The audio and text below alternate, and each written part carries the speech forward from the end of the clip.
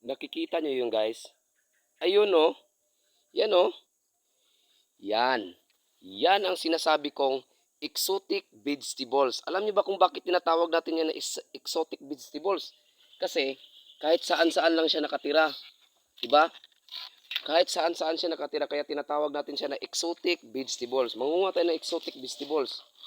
Kasi hindi sila magkaiba sa ano guys ba, sa yung mga hayop guys na nandun sa gubat, kahit saan-saan na nakatira.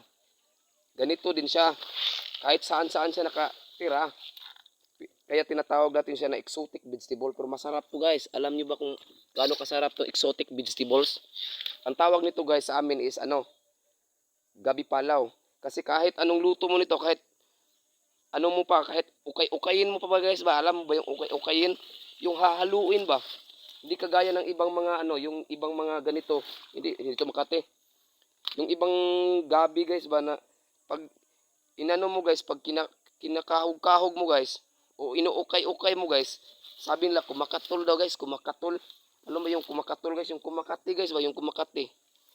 Pero ito kahit anong luto mo nito o ukay-ukayin mo, hindi siya magkakatol.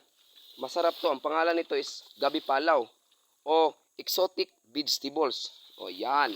Yan ang sinasabi kong exotic vegetables.